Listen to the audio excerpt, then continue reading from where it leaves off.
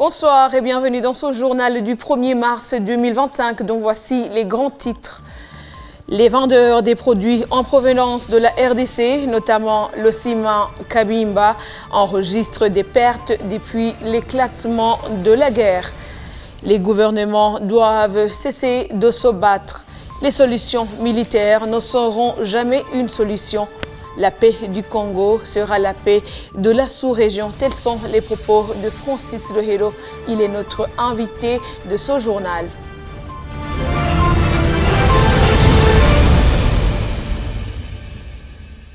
Comme je venais de vous le dire dans les grands titres, les vendeurs des produits en provenance de la RDC, notamment le ciment Kabimba, enregistrent des pertes depuis l'éclatement de la guerre dans ce pays.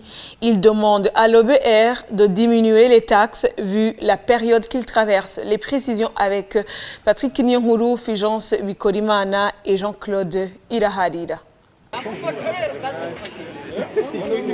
Il ne reste qu'une vingtaine de ces sacs de ciment nommés Kabimba chez ce commerçant burundais où se fait aussi sentir la guerre en RDC. Non seulement il s'est approvisionné à 60 000 francs bout le sac alors qu'il le faisait à 58 500 francs bout avant l'éclatement de la crise, mais il craint ne plus même trouver ce produit.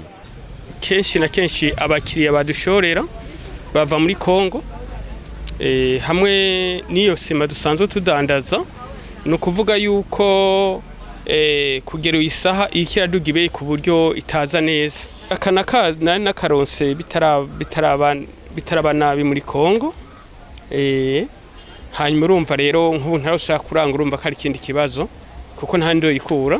L'Association des commerçants transfrontaliers du Burundi ACTF n'a pas encore les statistiques sur les pertes enregistrées, mais demande à ses commerçants de patienter. On n'a pas encore fait des statistiques, mais ce qui est visible, c'est que les marchandises ne traversent pas la frontière. Si tu vois que les marchandises ne traversent pas la frontière, ça montre qu'il y a une perte énorme pour les petits commerçants transfrontaliers. Le message à l'endroit des petits commerçants transfrontaliers, c'est d'attendre jusqu'à ce que la situation se décante pour que les échanges commerciaux puissent recommencer comme d'habitude. Les vendeurs des produits en provenance de la RDC sollicitent la réduction des taxes au niveau de l'Office burundais des recettes, OBR. Muri bigoye twosaba yuko oberi yoturihisha make akaraba yuko tutariko turadandaza bikaboneka yuko amahera twaturiha bakaraba ko dupunguriza kubera nta urudandazo ntiko ruragenda neza kuko kenshi n'abarundi bonyene mu bisanzwe basa nk'abantu badafise uburyo bukwiye kandi ukabuziga ivyuma byo kubaka bisa nk'ivyaduze cyane. Le ciment Kabimba est importé de la République démocratique du Congo dans le Kivu, où la situation sécuritaire reste instable jusqu'à ce jour. Les commerçants d'épargne travaillent à perte parce que le pays d'où proviennent ces tissus en grande quantité, à savoir la République démocratique du Congo, est en proie à des troubles liés à la guerre. Cela empêche l'importation de nouveaux stocks. Il affirme qu'une fois leurs marchandises actuelles écoulées, ils seront contraints d'arrêter leur travail. Un reportage de Ange Negrita, Irakodze, Fulgence Bikorimana et Jean-Claude Irahadid. En raison de l'insécurité qui règne en République démocratique du Congo, pays frontalier avec le Burundi, les commerçants d'épargne au Burundi, en particulier ceux du marché City Market de Bujumbura, communément appelé Sessioni, là où nous nous sommes rendus, nous ont témoigné qu'ils rencontrent de grandes difficultés. Certains d'entre eux qui avaient encore du stock ont préféré garder l'épargne dans leurs entrepôts, tandis que d'autres écoutent ce qu'ils avaient déjà en réserve, mais une fois épuisés, ils devront arrêter leurs activités. Cela indique que l'approvisionnement en pagne est devenu très compliqué et ceux qui parviennent à en obtenir doivent les acheter à des prix élevés à la frontière. Face à cette situation, les commerçants ont été contraints d'augmenter les prix de ces derniers de peur de travailler à la perte.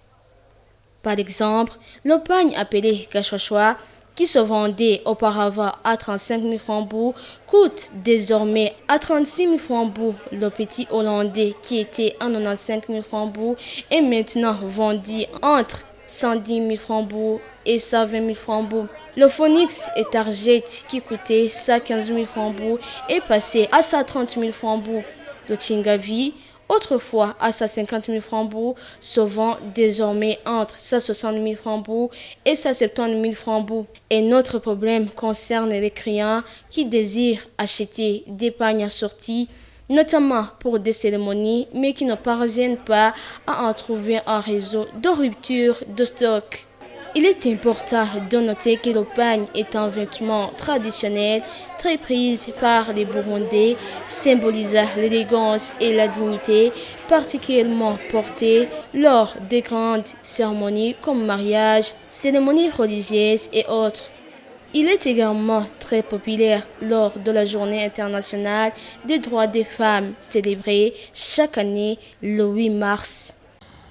Merci Ange Negrita Irakodze. Les prix de certaines denrées alimentaires de base toujours en hausse.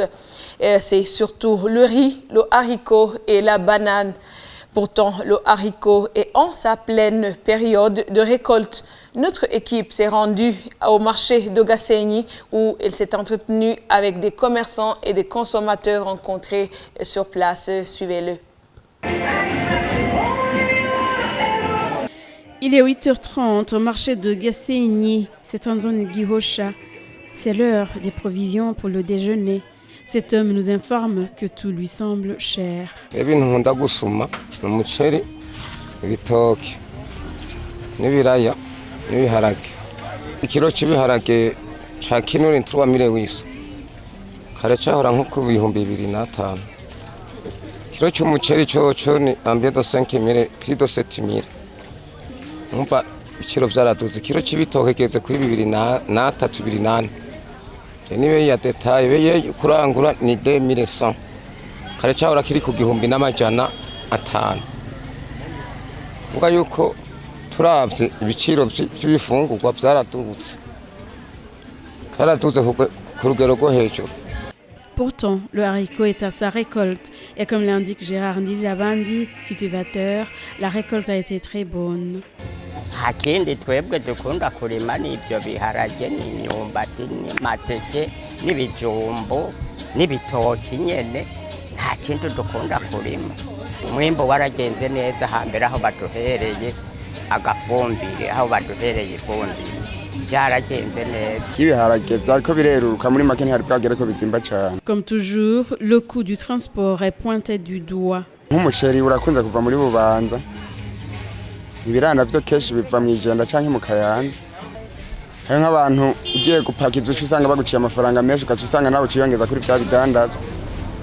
Vous saurez que certaines denrées sont relativement moins chères. C'est notamment la pomme de terre dont le prix est 1700 et les graines de maïs dont le kilogramme est vendu entre 1800 et 2000 francs bout.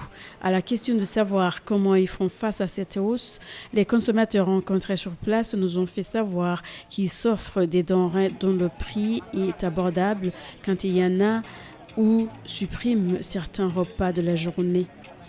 Les gouvernements doivent cesser de se battre. Les solutions militaires ne seront jamais une solution. On va tuer des gens et après, ça va revenir à la case de départ. La paix du Congo sera la paix de la sous-région. On a tous le devoir de voir le Congo en paix. Cela a été dit par notre invité du journal, l'économiste et politicien Francis Lohero. Suivez-le.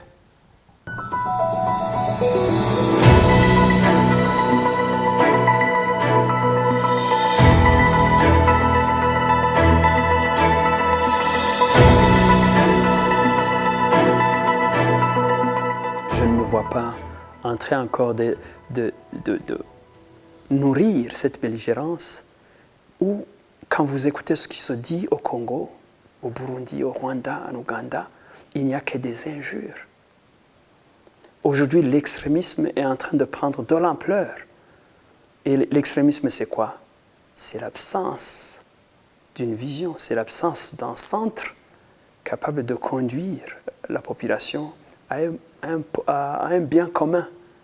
Donc, quand j'entends qu'aujourd'hui, tout le monde s'arme pour attaquer l'autre, que ce soit même sur les réseaux sociaux, quand vous regardez tout ce que les Congolais écrivent, ce que les Burundais écrivent, ce que les Rwandais écrivent, franchement, on est au bas de nous-mêmes. Et la réalité serait aujourd'hui que ceux qui ont une vision puissent s'exprimer. Non pas que ceux qui ont des armes, oui, aujourd'hui ce sont les armes qui parlent.